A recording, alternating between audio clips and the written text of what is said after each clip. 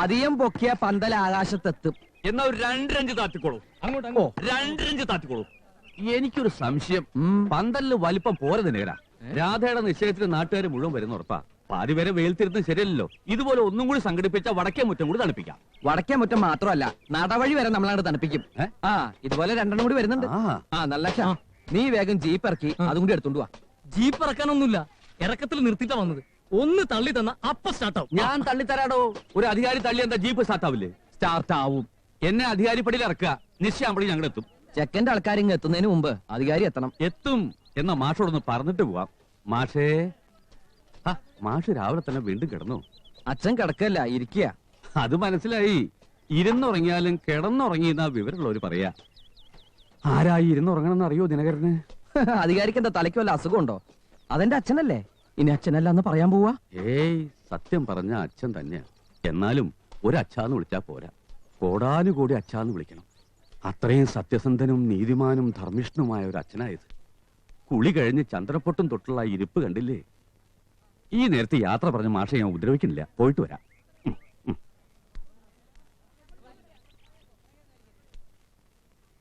അച്ഛാ, അച്ഛാ, അച്ഛാ, അച്ഛാ, അച്ഛാ.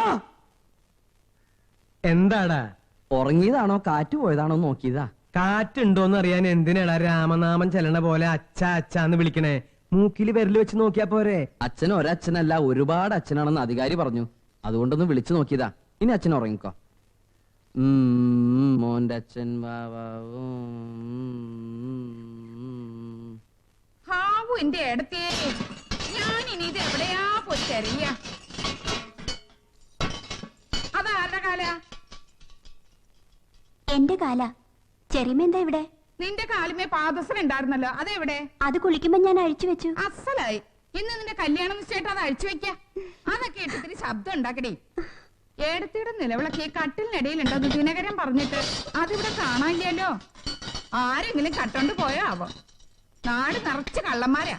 എന്താ ചെയ്യാ? അതിനാല് വിഷുക്കണി വെക്കാൻ ചെറിയച്ഛൻ കൊണ്ടുപോയതല്ലേ, പിന്നെ ഇങ്ങോട്ട് വന്നിട്ടില്ല. ഓ,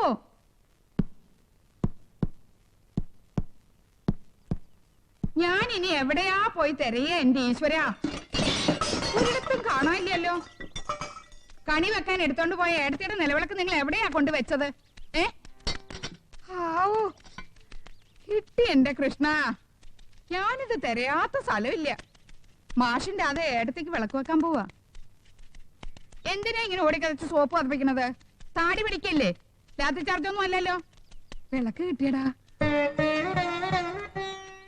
ഇത്തിരി പുളിയും എണ്ണയിലിട്ട് ഒരു പിടി പിടിച്ച ഏട്ടത്തിന്റെ കളർ വെക്കും, തിളങ്ങും. ഇത്തിരി മഞ്ഞളും മസാലപ്പൊടിയും ചേർത്ത് കടുകും കൂടി വറുത്തിട്ട് ഏടത്തിയുടെ വാസനയും കിട്ടും. ഈ വീട്ടിൽ എത്ര വിളക്കുണ്ട്, ഇത് തന്നെ അങ്ങോട്ട് കത്തിച്ചു വെക്കുന്ന ഇവൾക്ക് എന്താ അത്ര നിർബന്ധം? ശരിയായിട്ട് ഇത് തന്നെ കത്തിക്കണമെന്ന് എനിക്ക് നിർബന്ധ. എനിക്ക് മാത്രമല്ല, ഏടത്തിക്ക് നിർബന്ധ. അച്ഛൻ ചെറിയൊരു മയക്കത്തിലാ. അയ്യോ, ഒന്നുമില്ല, ഉറങ്ങുക. ഇന്നലെ രാത്രി ഒരു 5 മിനിറ്റ് പോലും അച്ഛൻ ഉറങ്ങിണ്ടാവില്ല. ഉറങ്ങൂല്ല. ഇന്ന് നിശ്ചയം കഴിഞ്ഞ് കല്യാണം കഴിയണ വരെ നിന്റെ അച്ഛന് ഉറങ്ങൂല്ല, ഉറക്കം വരൂല്ല. മാധവൻ തട്ടാന്റെ അടുത്ത് രാധയ്ക്ക് ഒരു കമ്മല് പണിയാൻ കൊടുത്തിട്ടുണ്ട്. ഞാനത് വാങ്ങിയിട്ട് ഇപ്പൊ തന്നെ ഇങ്ങോട്ട് വരാം. എത്ര പവന്റെ കമ്മല്? 2 പവന് 1/2 പവൻ കുറയും എന്ന് വെച്ചാ 1.5 പവൻ. എന്നാ പിന്നെ 6 പവന് 4.5 പവൻ കുറയുമെന്ന് പറഞ്ഞോളെ. കേൾക്കുമ്പോ ഒരു അന്തസ് ഉണ്ടാവില്ലോ. പൊന്നിന്റെ കാര്യമാവുമ്പോ ഇത്തിരി കൂട്ടി പറയണേൽ ഒരു തെറ്റുമില്ല. ഏടത്തിയുടെ നിശ്ചയത്തിനും ഇതുപോലെ അച്ഛൻ എന്നൊരു കമ്മല് പണിതു. അതും 2 പവന് 1/2 പവൻ കുറവായിരുന്നു. വിഷമം വന്നപ്പോ ഓരോന്ന് പോയ കൂട്ടത്തില് ആ കമ്മലും തുമ്പശ്ശേരിക്കുറിപ്പ് കൊണ്ടുപോയി. പോലീസ് വേഷം കെട്ടി താടിയും പിടിച്ച് നിക്കാന്നല്ലാണ്ട് ആ തുമ്പശ്ശേരിക്കുറിപ്പിനെ തളയ്ക്കാൻ നിങ്ങളെ കൊണ്ടൊന്നും കഴിയണില്ലല്ലോ. ഇവിടെ ഓരോ വിശേഷം വരുമ്പോഴും മനസ്സിൽ വരണത് ആ ദുഷ്ടന്റെ മുഖം. കണ്ണടച്ചിരുട്ടാക്കിയാലും ആ മുഖം പോവില്ല. ഇങ്ങനെ തുറച്ചു നോക്കും.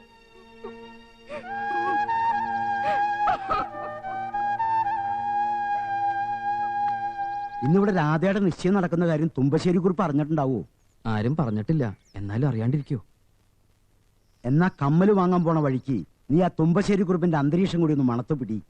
സമയം നോക്കി നെഞ്ചത്ത് കുത്തുന്നവനാ കുറിപ്പ്. നിന്റെ അച്ഛന്റെ മനസ്സിൽ നിന്ന് തുമ്പശ്ശേരി കുറിപ്പുണ്ടാവും. അതാവും രാവിലെ ഇങ്ങനെ തൂങ്ങി പിടിച്ചിരിക്കുന്നത്.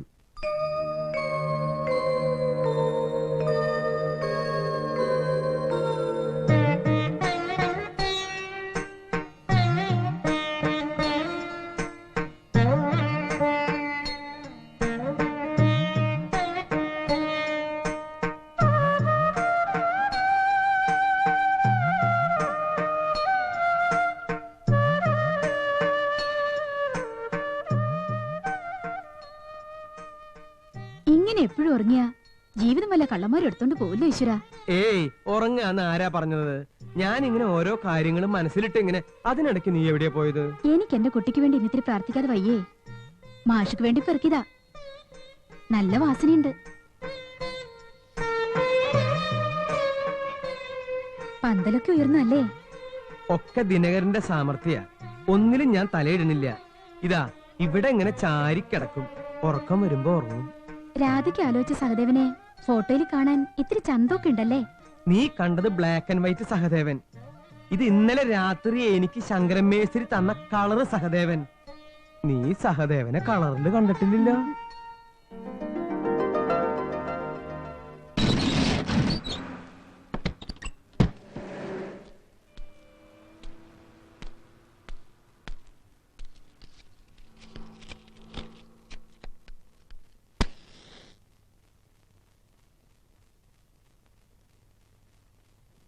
കൃഷ്ണ, 11 വർഷമായി നമ്മൾ തുറക്കുകയും അടക്കുകയും ചെയ്യുന്ന എൻ്റെ സ്പെയർ പാർട്സ് കടയുടെ ഷട്ടറാണ് ഞാനിപ്പോൾ ഉയർത്തിയത്. ഇന്ന് എൻ്റെ ദാമ്പത്യ ജീവിതത്തിൻ്റെ ഷട്ടറും ഉയർത്തുന്ന ദിവസമാണ്.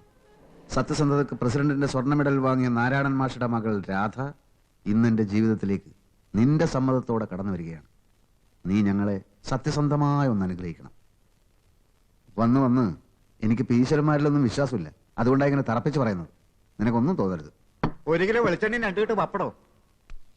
എന്താ പേര്? ചാരുക്കുട്ടി. എന്നാ രാരുക്കുട്ടി, ഇവിടെ വാഹനങ്ങൾക്ക് പറ്റുന്ന വെളിച്ചെണ്ണയുണ്ട്. അത് വേണമെങ്കിൽ ഒരു 5-6 കിലോ തരാം. പിന്നെ പപ്പടം, ഞാനിവിടെ ഇത്തരം പപ്പടം മാത്രമേ വിൽക്കാറുള്ളൂ. ഇതൊരു കെട്ടിന് 19,000 രൂപ വരും. അല്ല, നാടൻ പപ്പടം കിട്ടില്ലേ? നാടൻ പപ്പടം സ്പെയർ പാർട്ടായി ഉപയോഗിക്കുന്ന വാഹനങ്ങൾ ഇക്കാലം വരെ ഭൂമിയിൽ ഇറങ്ങിയിട്ടില്ല.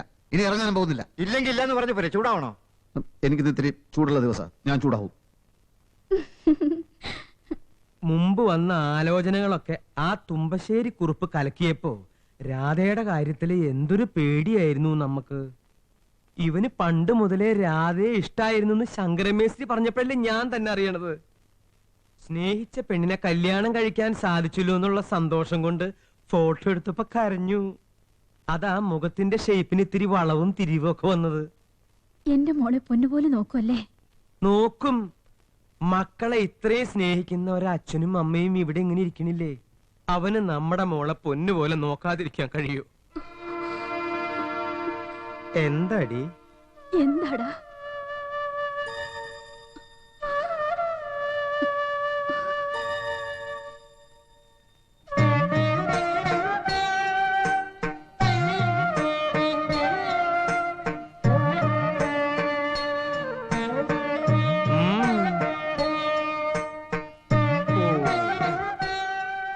ഇവളെന്താ ഈ കഥകളി ആടണേ?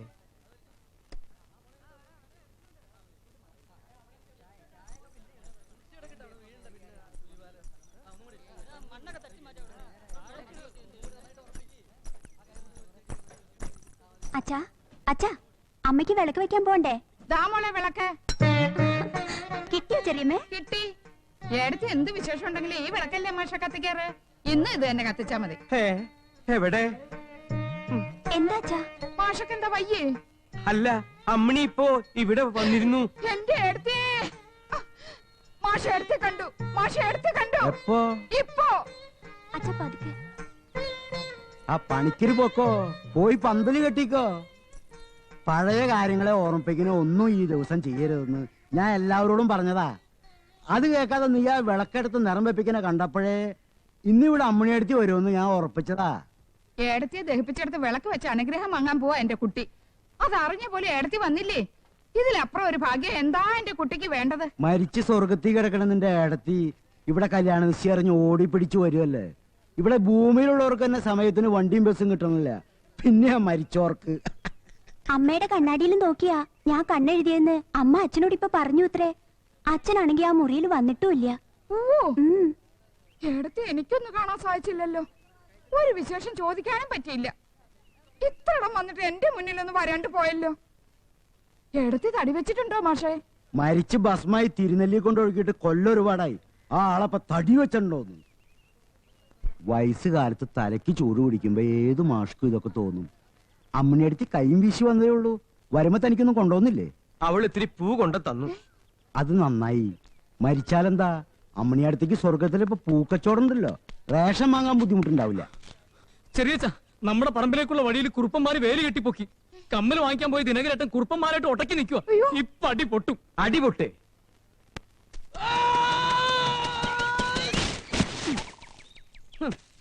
ഈ മണ്ണ് ഞങ്ങളുടെ പ്രാണനടാ.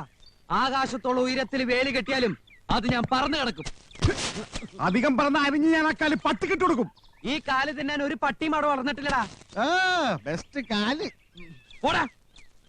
പിന്നെ ഞാനൊന്ന് വെച്ചേക്കൂടാ. എന്താടാ കോഴിക്കാല? കോഴിക്കാല് നിന്റെ അച്ഛൻ കോഴിക്കുറിപ്പിന്റെ.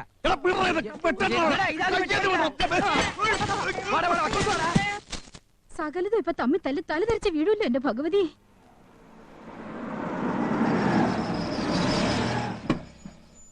കാറെടുത്ത് വേഗം പറഞ്ഞു, അല്ലെങ്കിൽ അനിയന്റെ അളിയന്റെ ശവം ഇപ്പൊ വീഴും. അവര് നാരായണ മാഷിന്റെ പറമ്പിന്റെ വഴി അടയ്ക്കാൻ പോയിരിക്കുക. ആരോട് പറമ്പിന്റെ വഴിയാടോ? നീ ഇങ്ങോട്ട് വന്നേ. വീട് നിന്റെ അനിയൻ ചന്ദ്രപ്പന്റെ കല്യാണക്കാര്യം പറയാനാ ചിന്നക്കുറുപ്പ് വന്നേ. കുറെ കാലം വട്ടമിട്ട് നടന്നിട്ട ഈ കാട്ടുപൊത്തിനെ ഞാനൊന്ന് തളപ്പിട്ട് പിടിച്ചത്.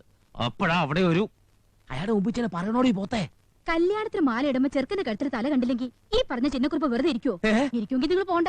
ഇവിടെ വെച്ച് ഈ പരാക്രമം അവസാനിപ്പിച്ചാൽ ആ വേലി പൊളിച്ച് ഞങ്ങൾക്ക് അകത്തോട്ട് പോവായിരുന്നു. എനിക്ക് ഇവനെ പോലെ ചാടാൻ വയ്യ. ഹൈ ജമ്പിൽ ഞാൻ പണ്ടേ മോശ.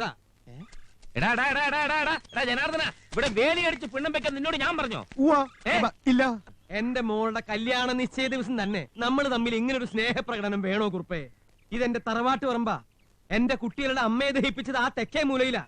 എനിക്ക് പറ്റിയ ഒരു കൈപ്പിഴ കൊണ്ട് ഈ പറമ്പ് കുറുപ്പിന്റെ കയ്യിലായി. കോടതിയിൽ ഇപ്പോഴും കേസുണ്ടല്ലോ. വഴി കെട്ടിയടക്കരുതെന്നും സഞ്ചാര സ്വാതന്ത്ര്യം ഉണ്ടാവണമെന്നും വായിച്ചാ മനസ്സിലാവുന്ന ഭാഷയിൽ ജഡ്ജി എഴുതി വെച്ചിട്ടുണ്ടല്ലോ. പിന്നെ എന്തിനാ ഞങ്ങൾ ഇങ്ങനെ ഹൈ ജമ്പ് ചാടിക്കണേ? എന്നാ പിന്നെ ക്രിക്കറ്റ് ആക്കണോ? എനിക്കും എന്റെ മോന് ക്രിക്കറ്റ് ഇഷ്ടാ. അച്ഛാ, ചവിട്ടി പൊളിച്ചിങ്ങോട്ട് വാടാ. വേണ്ട, മാഷ് നേരെ കത്തി ഓങ്ങി തുമ്പശ്ശേരി കുറിപ്പിന് ഒരു മണ്ണും വെട്ടി പിടിക്കണ്ട. മുള്ളു നോക്കണേ, മുള്ളു. വഴി കെട്ടിയടക്കാൻ മുതലാളിയല്ലേ ഇവരോട് പറഞ്ഞത്? അച്ഛൻ വന്നപ്പോ എന്താ വേറൊരു കളി കളിക്കണത്? അതേ കളി. അല്ലെങ്കിൽ ഞങ്ങൾ കളി മാറ്റും. കേട്ടോ മാഷെ, ഇവന്മാർ ചെയ്തത് തെറ്റ്. അതിന് ഞാനൊന്ന് താണു തന്നു. ഞാൻ താണു തന്നപ്പോ ഇവരെന്റെ മേലെ കയറുന്നത് അത്ര ശരിയല്ല. ഇറങ്ങാൻ പറ. മനഃപൂർവ്വം മോളിൽ കയറിയിട്ട് പിന്നെ ഇറങ്ങി വന്നിട്ട് ഒരു കാര്യമില്ല. മതിയടാ, ഇറങ്ങി വന്നിട്ട് അതങ്ങോട്ട് വൃത്തിയായിട്ട് പൊളിച്ചു കളാ. വച്ചോണ്ടിരുന്ന എല്ലാവരുടെ കാലിലും മുള്ളു ഇറക്കി. കേട്ടോ തുമ്പശ്ശേരി കുറുപ്പേ, ഇവര് ഈ കാണിച്ചത് ഞാൻ ക്ഷമിച്ചു. ഇനി അവര് കാണിക്കാൻ പോണത് കുറുപ്പ് അങ്ങോട്ട് ക്ഷമിച്ചേക്ക്. തുമ്പശ്ശേരി എങ്ങനാ വെട്ടും കുത്തും ഒക്കെ കഴിഞ്ഞ് ഇങ്ങ എത്താൻ എത്ര വൈകാറുണ്ടോ? വെട്ടാനും കുത്താനും അധികം നേരമൊന്നും വേണ്ടല്ലോ. ഇന്നാരെങ്കിലും തിരിച്ചു വെട്ടി കാണും. അതാ ഇത്രയും താമസം. ചിന്നക്കുറിപ്പ് എങ്ങനാ? ഇവിടുള്ള ആൾക്കാരെ പോലെ ഈ ചോര കുടിക്കുന്ന കൂട്ടത്തിലാണോ? ചോര കുടിക്കുവോന്ന് ചോദിച്ചാൽ ആ കാര്യത്തിൽ ഞാനും തുമ്പശ്ശേരി ഒറ്റക്കെട്ട. അതുകൊണ്ടല്ലേ വത്സലകുമാരി അമ്മയുടെ അനിയൻ ചന്ദ്രപ്പന് എന്റെ രുക്മിണിയെ കല്യാണം ആലോചിച്ച് തുമ്പശ്ശേരി വന്നപ്പോ ഞാൻ ഇതുവരെ എതിരൊന്നും പറയാഞ്ഞ്. ഇനി രുക്മിണി എങ്ങനെയാണോ ആവോ? അവളും ചോര കുടിക്കും എന്തോ. വത്സലകുമാരി അമ്മ പേടിച്ചു അല്ലേ? എന്നാ കേട്ടോളൂ, എന്റെ രുക്മിണി പാവാ. അവൾക്കൊരു തുമ്പപ്പൂ പറിച്ചെടുക്കാനുള്ള ധൈര്യം പോലും ഇല്ല. പിന്നല്ലേ ചോര. ആ ശവത്തിന് ഒരു നേരത്തെ ഇതിനകത്ത് കാണില്ല. എവിടെ പോയി കിടക്കാണോ എന്തോ. രുക്മിണി, രുക്മിണി, തെണ്ടി നടക്കാവും. തെണ്ടന്റെ പ്രായല്ലേ ആശ്രീകരം. രുക്മിണി, രുക്മിണി. ഒരു പണി എടുക്കില്ല, ഒരു വസ്തു ചെയ്യില്ല. ഏത് നേരം നോക്കില്ല തള്ളയുടെ മടിയില്ല. ആ തള്ളയ്ക്കാണെങ്കിൽ അതിനെ താലോലിക്കണത് പാൽപ്പായസം കുടിക്കണ പോലെ. ശരിക്ക് തേക്കടി. രുക്മിണി, രുക്മിണി, നിക്കടി. തള്ളയ്ക്ക് അമൃതത്തെ വിളമ്പുന്നതിന് മുമ്പ് ആ കുളിമുറിയിൽ ഇത്തിരി വെള്ളം കോരി വെച്ചൂടെ നിനക്ക്? അതും ഞാൻ ചെയ്യണോ? എന്താടി നോക്കി പേടിപ്പിക്കണേ?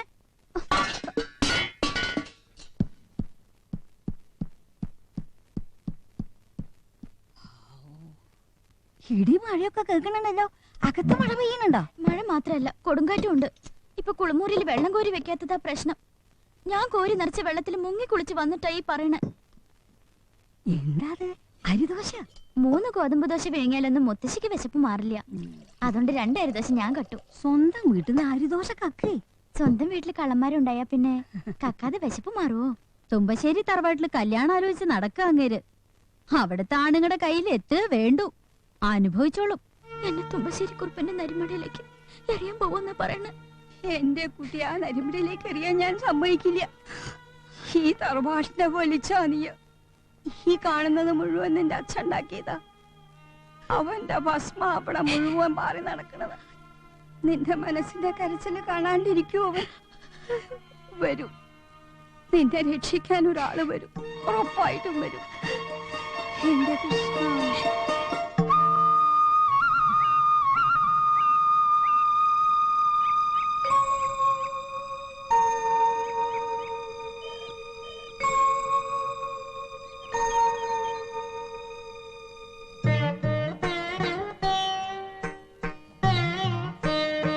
എന്തേ? ഈ പൂവ് എങ്ങനെയാ അമ്മിണിക്ക് കിട്ടിയേ? അമ്മിണി നേരത്തെ കുറച്ച് പൂ തന്നു എന്ന് പറഞ്ഞപ്പോ അവൾക്ക് എന്താ സ്വർഗത്തിൽ പൂക്കച്ചവടാണെന്നല്ലേ നീ ചോദിച്ചത്? അവള് തന്നത് ദാ ഈ പൂവാ. അവളെ ദഹിപ്പിച്ച ഈ സ്ഥലത്ത് ഞാൻ അന്ന് നട്ട ചെടിയാ ഈ വളർന്ന് പൂത്ത് നിൽക്കണത്. ഇതിങ്ങനെ പൂത്തത് ആദ്യമായിട്ട് ഞാൻ കാണണേ. നീ വിശ്വസിച്ചാലും ഇല്ലെങ്കിലും ഞാനൊരു സത്യം പറയാം. അവൾ ഇപ്പോഴും എന്റെ കൂടെയുണ്ട്. ആ ഒരൊറ്റ ധൈര്യത്തിലാ ഈ 2 മക്കളെയും വെച്ച് ഞാനിങ്ങനെ ജീവിക്കുന്നത്. എന്റെ അമ്മിണി, നിന്റെ ജീവൻ രക്ഷിക്കാനാ തുമ്പശ്ശേരി കുറുപ്പിന് ഞാൻ ഈ മണ്ണ് പണയം വെച്ചത്.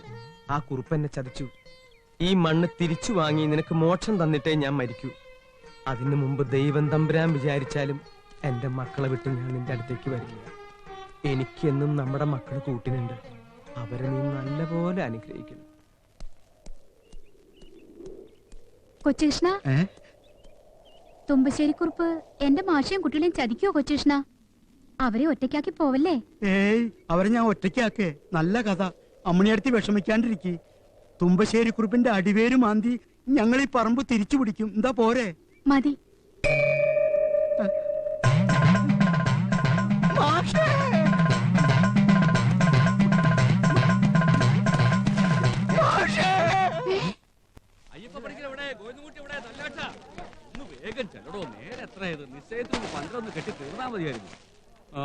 ആ ഓലൊന്ന് മാറ്റി ഒരാളങ്ങോട്ട് കടന്നോട്ടെ.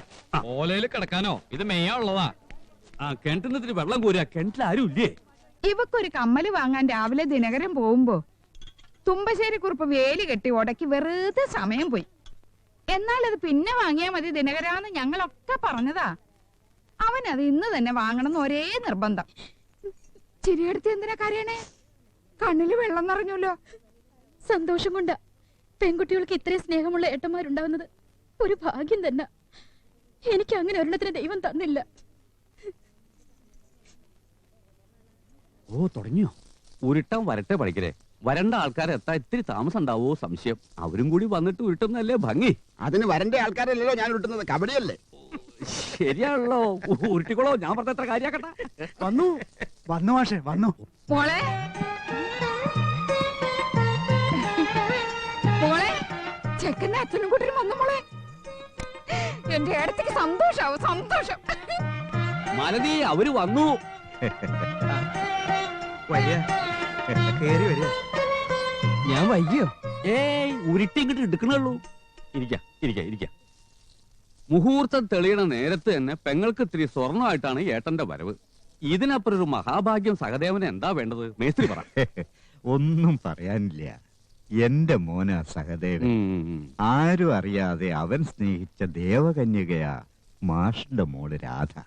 മകൻ സ്നേഹിച്ച കന്യകയെ മകന് വിവാഹം കഴിച്ചു കൊടുക്കുന്നതാ പിതാവിന്റെ ധർമ്മം. അതെ, ആ ധർമ്മം ഞാൻ ചെയ്യുന്നു. അതിനിങ്ങനെ സ്വർണത്തിന്റെയും വെള്ളിയുടെയും കണക്ക് പറയേണ്ട യാതൊരു ആവശ്യമില്ല. കവടി ഉരുട്ടേ ഉള്ളൂ മുതലാളി. ഇതുവരെ ഉറച്ചിട്ടില്ല. അധികാരി അയ്യപ്പ പണിക്കര്, തുന്നക്കാരൻ നാരായണൻകുട്ടി, പോസ്റ്റ്മാൻ മൈതൂട്ടി, കറവക്കാരൻ നാരായണൻ, അമ്പലക്കമ്മിറ്റി പ്രസിഡന്റ് സദാശിവ മേനോൻ, ശാന്തിക്കാരൻ അച്ചൂട്ടി. അങ്ങനെ ഈ നാട്ടിലെ സകല നാറികളും നിരന്നങ്ങനെ ഇരിപ്പുണ്ടു. മുതലാളി മാത്രം അവിടെ ഇല്ല. ആ അധികാരിയുടെയും ഹെഡ് കോൺസ്റ്റബിൾ കൊച്ചുകൃഷ്ണന്റെയും ഒക്കെ ഒരു തലക്കനം കാണണം. ഇരുത്തം കണ്ട ഇതിലും വലിയ തലയൊന്നും ഈ നാട്ടിൽ വേറെ ആർക്കും ഇല്ലാന്ന് തോന്നും. ഓ, സത്യം പറഞ്ഞ ഇതാ തല. ഇത്രയും തറവാടിത്തമുള്ള ഒരു തല ഈ നാട്ടിൽ വേറെ ആർക്കും എടുക്കാനില്ല മുതലാളി. മുതലാളി പോവാഞ്ഞതും നന്നായി, അവര് മുതലാളിയെ വിളിക്കാഞ്ഞതും നന്നായി. താനിങ്ങനെ ഓടിപ്പാഞ്ഞ് ഇവിടെ വന്ന് ഓരോരോ ഗോളായിട്ട് അടിക്കണ്ട. വേണ്ട, മൊത്തത്തിലൊന്നു കണ്ട് എന്താ അവരുടെ തീരുമാനം എന്ന് ഇവിടെ വന്ന് പറ. എന്നിട്ട് വേണം എനിക്കൊരു ഗോൾ അടിക്കാൻ. ഓ,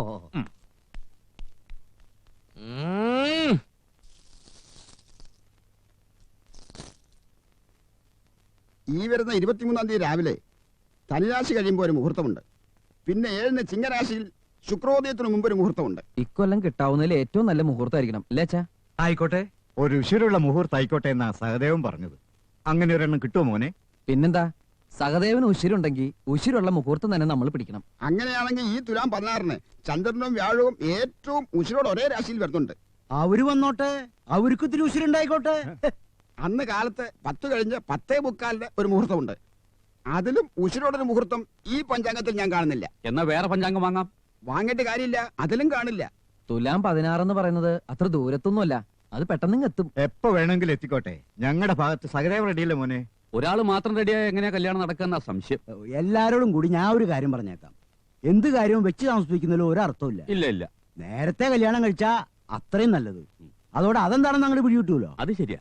നിങ്ങളുടെ ഈ സ്നേഹവും സന്തോഷവും കാണുമ്പോ ഇങ്ങനെ ഒരു ജന്മം തന്നതിന് ഞാൻ ഈശ്വരനോട് നന്ദി പറയാ. ഏത് മുഹൂർത്തായാലും ശരി, എന്റെ കുട്ടിയുടെ കല്യാണം എല്ലാവരും കൂടി അങ്ങോട്ട് നിശ്ചയിക്കുക. എനിക്ക് എന്റെ മോളുടെ കഴുത്തില് സഹദേവൻ മിന്നു കെട്ടുന്നത് കാണണം. എനിക്കും എന്റെ മക്കൾക്കും അവന്റെ അത്രയ്ക്ക് ഇഷ്ട.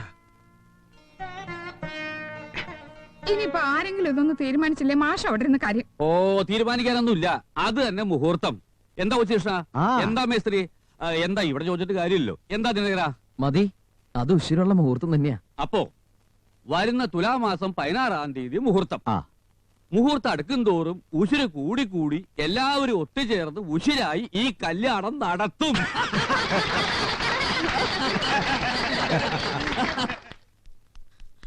ഉറപ്പിച്ചു മുതലാളി, കല്യാണം ഉറപ്പിച്ചു. മന്ത്രിസഭയിൽ ആളെടുക്കണ മാതിരി എല്ലാരും കൂടെ കെട്ടിപ്പിടിച്ചും ഉമ്മ വച്ചും തുലാം 16-ന് അങ്ങ് ഉറപ്പിച്ചു. തുലാം 16 നല്ല നാളാ. അതിനും നല്ല നാളാ നിന്റെ അമ്മയുടെ 16.